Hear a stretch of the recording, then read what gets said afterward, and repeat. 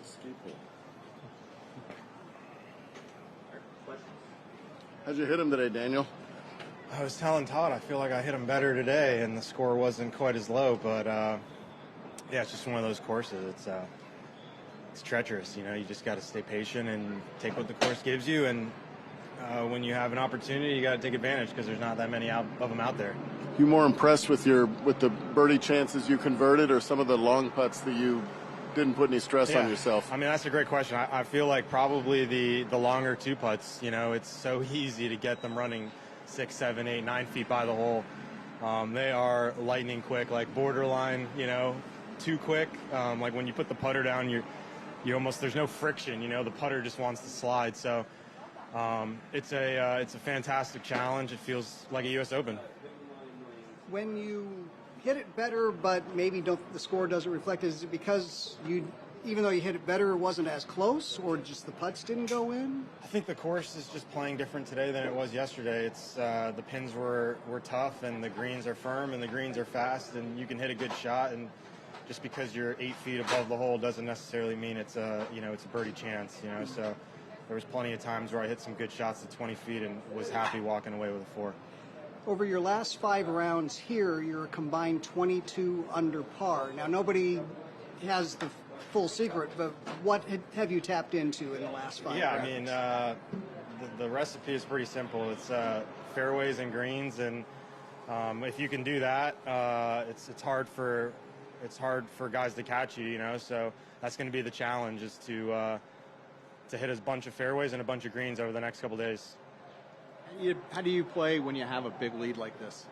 You play like as if you're starting the round at even par, and you're not playing other guys. You're playing the golf course and yourself, and you're controlling what you can control. And it's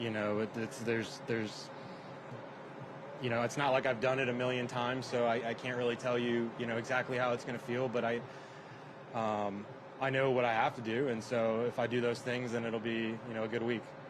How come you haven't played this tournament that much? I don't know. I actually was wondering that myself. I feel like it was in a weird part of the schedule, and I had a couple years where I didn't play that great, and so you skip it a couple times and then you play it, and I'm not really sure.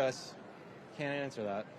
Okay, well, what is the genesis of the straight vibe, and how did it become who your knows? thing? That's just the stupid thing from back in the day.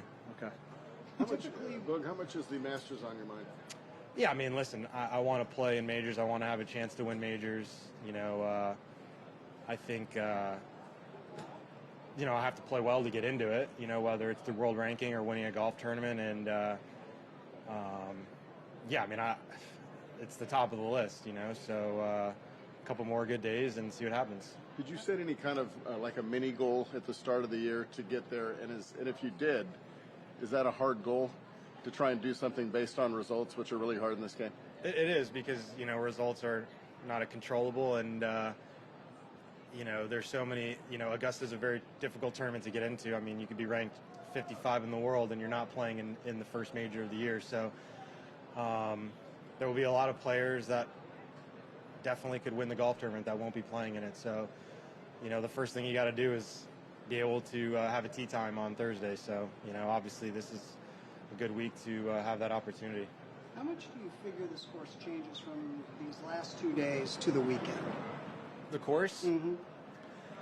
I mean, it just from one day to the next, from yesterday to today, you can already feel the difference. And I feel like it's definitely not going to get easier, So I heard that, Saunders, who has a big part of the tournament, definitely wants to play difficult. And I think Mr. Palmer would want it to play difficult as well. So, there's however many guys in the field, they all have the same challenge. So it's fun.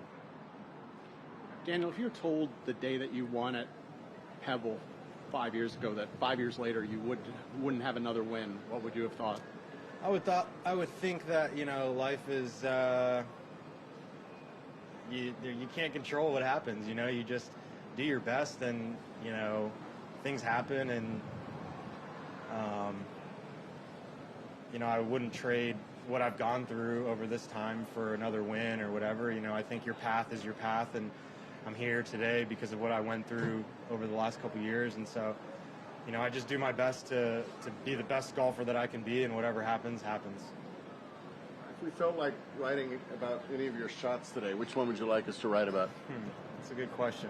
Probably the bunker shot I hit on 17. It looked pretty basic, but I mean, I clipped that thing with so much spin, and it had like 10 feet of rollout, so that was definitely the shot of the day for me. What was the line on one? On one? Yeah. I hit it. 25 footer. It was like just in the first cut, and I hit a nice putt. Yeah, just walked it in. So it was a good start to the day. Thank you.